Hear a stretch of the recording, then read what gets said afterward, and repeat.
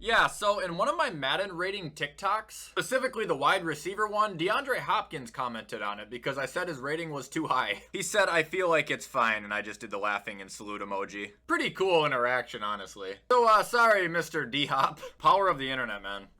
Anyway, what is going on, guys? Welcome back to another video. Happy Thursday. Today's video, I'm sure you can always tell by the title what we're doing, but today I'm going to be giving you my top 20 NFL tight ends going into this season. Now, the reason we're doing top 20 instead of top 32 is because I could not find a list that had a picture of every up-to-date tight end with all the rookies and everything. So I found an up-to-date list somewhat and then just put the bottom 12 or, retired people on the bottom, and we'll rank the top 20 going forward. I feel like it's a good video to do because we haven't ranked the tight ends in a year, so we got to get it done at some point before we start the season anyway. One quick thing, head over to gfuel.com, use code WyattzWorld, and save yourself a discount on any G Fuel products. Alright, let's get into the video.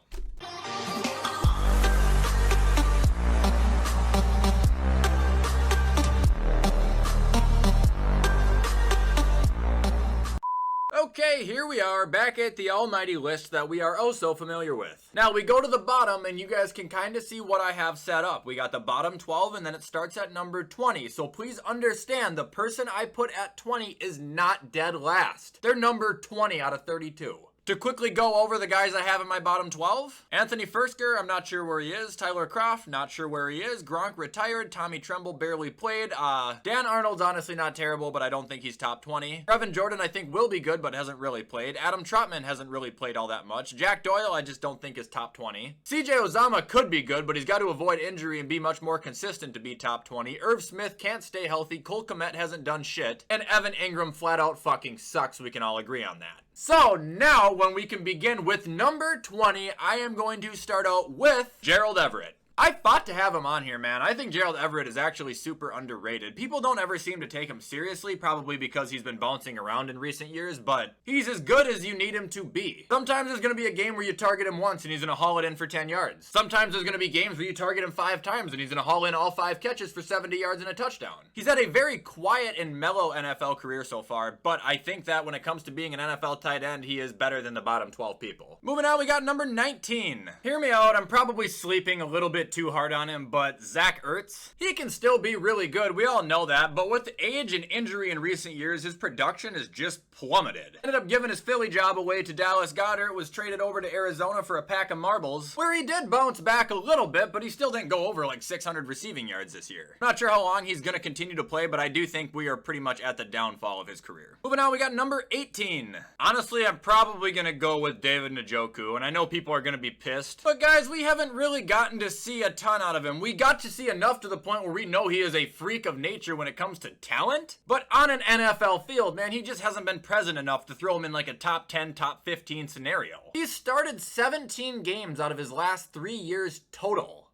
Moving on, we got number 17. Momentarily, because he missed all of last year, essentially, we're going to go with Logan Thomas. I am a believer in him. I think he is an excellent NFL tight end. We got to see it 2 years ago, but when he gets hurt for a season, you can't really do much. Not to mention, he didn't get to play his whole career as a tight end either. He was actually drafted as a quarterback, I believe, by Arizona. Very tall, strong guy with tremendous playmaking ability. I've liked everything I've ever seen from him. I just don't want to see him get hurt again. Moving on, we got number 16. I'm going to get laughed at because I used to have this guy in like my top 5, and I still do think his talent is there, but Robert Tonyan. This year is going to show and tell a lot about him because he is going to be Aaron Rodgers' probable number 1 guy. The reason I say that is because last time they didn't have Devontae Adams, Robert Tonyan came in and caught 11 fucking touchdowns 2 years ago. And last year he got hurt, much like Logan Thomas, and missed essentially the entire year. This guy is compared endlessly to George Kittle, and if you watch him play, he does play a lot like him too. Provides great pocket protection, he's also fast enough to get his ass downfield. Moving on, we got number 15. I'm gonna probably go with Jared Cook here, and that's a good 15.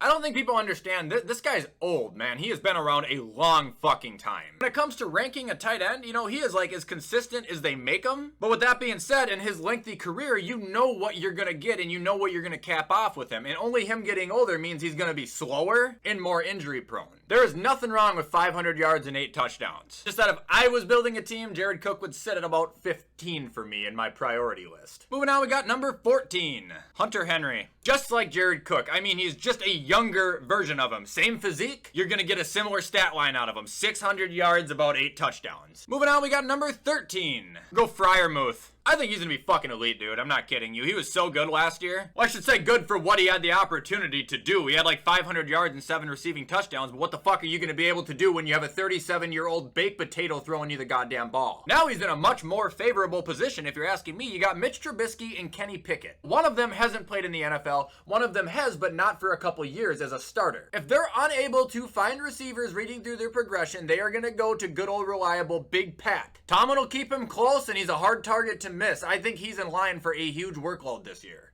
Moving on, we got number 12, Higbee. Tyler Higbee, he is a beast. If Matt Stafford treated him like the Raiders treated Darren Waller, he would easily be considered a top 5, top 6 tight end in the league. I do think he has the talent to do it, but when you're on the Rams, and you've got talent surrounding you like fucking Cooper Kupp, Odell, Robert Woods, Allen Robinson, it's hard to be a guy that anybody really wants to throw the ball to, you know? He's always constantly been surrounded by such elite talent that honestly I think that's what's been holding him back, not his skill. His skill has always been there, and his skill is always gonna be there. Moving on, we got number 11, Noah Fant. Fucking fast tight end, man. He has always been extremely good too, but he's never had a quarterback and he never will. He's still stuck with Drew Lock. Really wish you would have gotten to stay with Russ, man. You would have seen him have an elite year. Not that he won't this year. He could be in line for a lot of work, but Noah Fant is one of those tight ends I would almost prioritize into my top 10 just under the fact that he is that goddamn fast, because when you have a tight end who can run like him, it is much more disruptive. It is much more distracting to the opponent's secondary, and it gives your quarterback another option.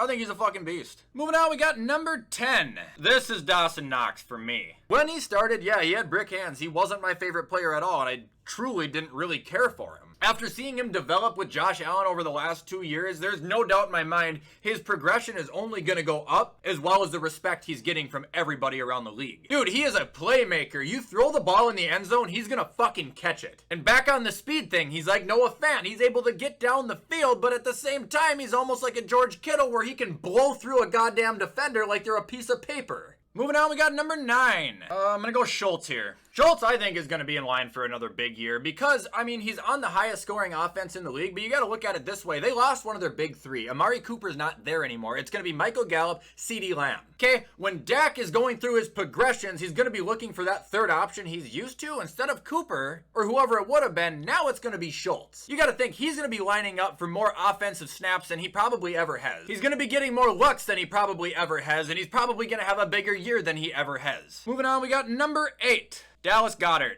Yeah, I know I put him above Schultz, and he has less touchdowns than Schultz, but it's just kind of a personal preference there. I think Goedert is extremely talented, and I think going forward, he's just going to continue to have an amazing career if he stays in Philly. They've just got to stop getting penalties every time Dallas scores, so his touchdowns don't get taken off the fucking board. Very similar players, though, in my opinion. Moving on, we got number 7, Mike Gesicki. Fucking huge, man. He's like 6'6", and he catches every goddamn ball thrown at him. He should have an enormous year. I don't know why Tua doesn't target him 95% of the time, considering his accuracy is not that great, and Big Mike is hard to miss. Every single year he's played, yardage-wise, he has improved. And I think damn near every single year he's played, he has had a new quarterback. This guy's showing streaks of light of Terry McLaurin and Michael Pittman and every other guy who keeps getting fucked over like that. Moving on, we got number 6, Hawkinson. One of the best parts of the Detroit Lions team in general, definitely one of the better parts of their offense. Guy acts as a receiver, and he can also act as an offensive lineman. He's a 2-in-1 threat. Moving on to number 5, Kyle Pitts. I don't give a shit if he only had 1 touchdown. I don't really give a shit about what anybody thinks of him. I have thought this since he was in Florida, and I still think it now. He had 1,000 yards last year, which is great, but you don't find a human being who looks like him, okay? He's got the wingspan of a pterodactyl and the muscle of DK Metcalf. This guy's a fucking monster, a literal monster. Half the tight ends on this list average between about 7 and 11 yards of reception. Kyle Pitts averaged 15 last year as his rookie year. The role that he played is damn near a receiving role, and that's going to continue because they don't have anybody else to throw the fucking ball to. Well, they kind of do now, but still, he's going to help out, and he's going to continue to pound away as one of the league's best. I would definitely take him at 5, arguably number 3 or 4. Moving on to number 4, Darren Waller by a smidge. Wish he would have played an entire year last year, but he did miss some time time. I do look at him a lot like I look at Kyle Pitts, although I think Darren Waller is just more developed. Kyle Pitts, no doubt in my mind, will be better than him eventually, but Darren Waller right now is what Kyle Pitts is practically being built into. An enormous tight end who can act as a wide receiver one. Darren Waller has been arguably the most functional part of the Raiders offense besides Derek Carr, and to be honest, without Darren Waller, Derek Carr might not even have a starting job right now. Moving on, we got number 3, and that is going to be Mark Andrews. He's always been good, 700-800 yards and a handful of touchdowns, but last year he popped off for 1,300 receiving yards and 9 touchdowns. And in my eyes, really just broke through as a top 3 tight end in the league. In the red zone, I honestly am unsure that there is a better tight end than Mark Andrews. I will give that title to him right now. If I'm on the 1 yard line and I see the quarterback dropping to throw, he is going to be the first fucking guy that I go to and try to cover. Moving on, we got number 2, and that is going to be Kittle. Big injury problem, but I mean, he's so fucking good every time he plays that you can't not put him at least in the top 3. He can do everything you need him to do. He's like a Micah Parsons on the offense. You need him to block? Okay, no problem. You need him to run an in route? Okay, no problem. You want him downfield as a 4th option? Okay, no problem. By the way, good luck tackling him because he's a fucking bull. And on top of his talent, the guy's just a goofball in general, and I think every human being loves him. And my number 1 tight end in the league is Travis Kelce, as always. Most consistent, most reliable, all around he is the best tight end. 6 straight years of 1,000 receiving yards. 2 of those years he's had 10 touchdowns or more, and 2 of those years he's had over 100 receptions. He is the definition of the word productive, and as a tight end, you are not going to find a more productive or better tight end than him currently. I would take Kelce at number 1. Alright guys, and that is it for my top 20 NFL tight ends. I hope you guys enjoyed this video. If you agree with me, let me know. If you disagree with me, let me know. If you want to show support to this video, I appreciate it in any way. Comment, like, subscribe, turn that bell on. I do my absolute best to post on this channel every single day. I hope you all have a fantastic rest of your day, and as always, I will see you in the next video.